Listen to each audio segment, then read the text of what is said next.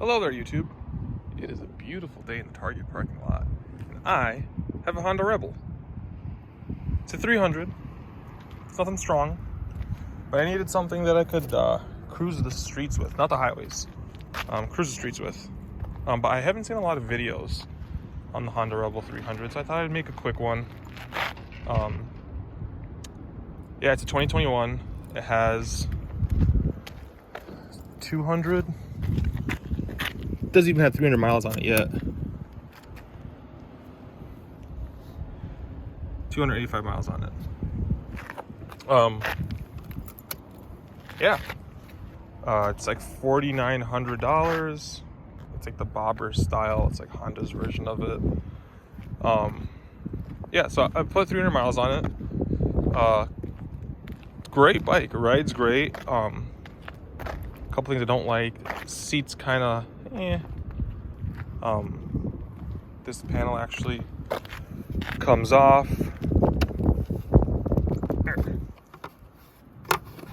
There's a tool, an Allen wrench, that takes the seat off so you can get to the battery. And you should be able to use your key to get this bolt off.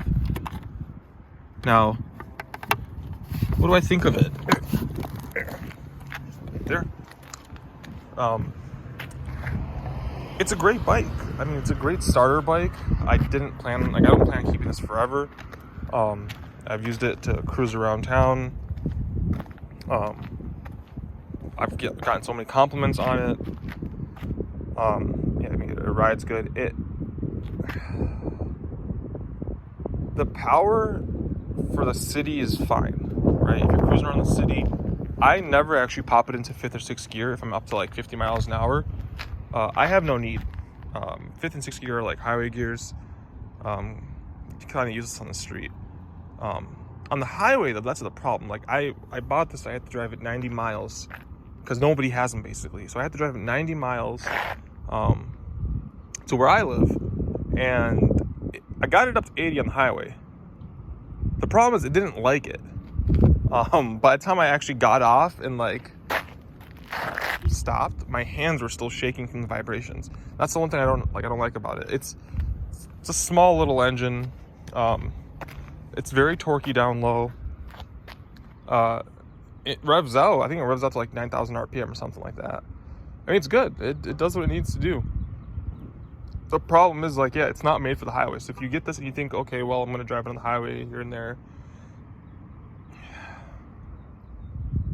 save up a little bit more money and get the 500. I know everyone says that. I understand it, and the 300 has its place, but I think the 300 is made for people in European countries. Us Americans, like, at the end of the day, you are gonna have to jump on a back road going 55, 60, 65. You are gonna have to jump on the highway to get here or there, and that's not where this thing shines. And it kind of struggles on the highway. But other than that, like, city driving, it's phenomenal. The exhaust is, quiet. I thought about putting a Vance & Hines system on it. Everyone says it sounds good, but it gets too loud, and I already have the Ultima for that.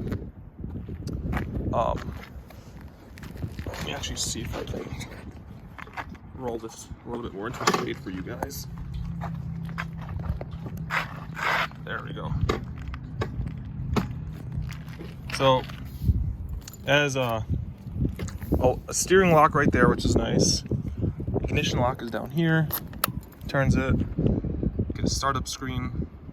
So this screen just goes through a couple things: trip A, trip B, average MPG, average, and miles per gallon currently. There's no like range or anything like that on this.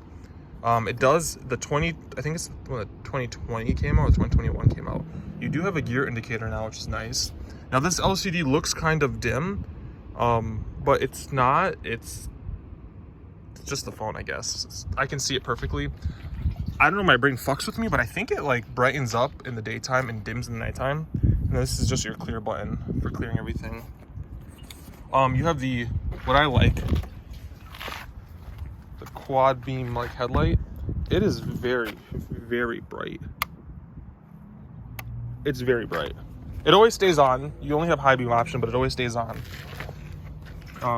Let's give her a start up.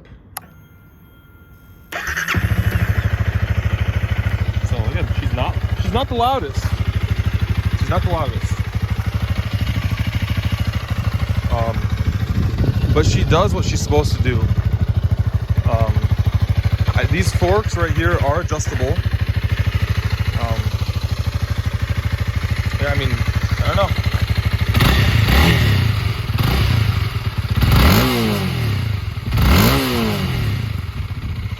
I don't want to, give her. That's maybe like half throttle.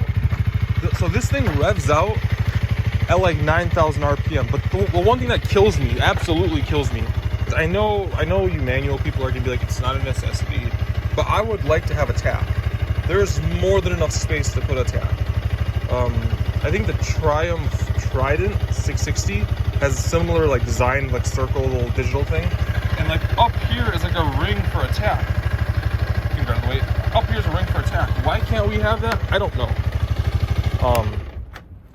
So I mean, it's drivable, but like you want a tack. I just want to know where I am. I want to know where I am in the red. Like I had to redline this thing in first gear to see where first gear fell off. It was about 33 miles an hour. Because at like 10 miles an hour, it sounds like you're killing it. Like to me, it sounds like it's dying, but it's not. It's probably at like 3,000 or 4,000 RPM. It can go, double that. No cruise control, which I think I might add on. I know there's these little like add-on handlebar things you can stick that'll hold it in place. But yeah, I mean, other than that, nice big tires. I get an insane amount of compliments on this bike. The problem is like people like motorcycle guys say it's like, whatever, cool. But like people that don't know motorcycles don't know that this is just like a little baby 1-cylinder. So they think it's like a nice bike. Oh my God, is that a Harley? No, it says Honda on the side of it, man. But yeah, for this one has ABS, so you're under $5,000 for it. If you're like, and you're strictly city, like you're just city driving, it's fine. If you're going from 55 to 35 to 55 to 70, back and forth, just go for the 500. There's so much shifting gears in this because it has no power and you need to get back down to the power band. That's kind of annoying. But yeah, I bought it as a starter bike. If I can hold myself off, I'm very compulsive. If I can hold myself off, I'll trade it in end of the summer or beginning of the next summer. If not, then I'll get rid of it. I am going to be riding with some friends. I might have to get something bigger to keep up with them. Other than that, like, it's nice. I mean, there's these stickers right here I gotta like peel off better. They don't want to come off without a fight. I do have the quad lock with the like stabilizer. Highly recommend that. The case is nice too. It was dusty in my garage and a friend drew a penis in it, and now it's like kind of like there forever. So that's get to see. Can't wait till I trade that in. They see that. It's gonna look super sus. The only other mod. They're not even mods. It has a little like dingleberry. It has a little like dingleberry down here that sticks out for a charger, or like a 12 volt, or like a battery tender. So I bought this little like $10 USB plug and plugged it in there, and now I have USB. So I can charge my phone with it, and my phone cable, my 3-foot cable will reach there, which is nice. But yeah, I mean, like, it's a great starter bike. The problem is, I would tell you guys, they're $5,000. If you can get this thing for like $3,000 or $3,500, jump on it all day. The problem is you can't. The problem is, like, even used, these things are like pulling a premium. The dealership I was just at, they had no new ones, and they wanted $5,800, $1,000 more for a 2019 with 1,000 miles on it. When I asked why it was more, he's like, it's basically a brand new one. If you go buy a brand new one and you put all the dealer fees and the prep fees and shit like that, it's gonna be $6,000 anyway. I don't care. I'm buying a used bike. I'm not paying for destination. You pay for destination when you buy a car one time. That's it. First person that buys it pays the destination fees, not the second, third owner.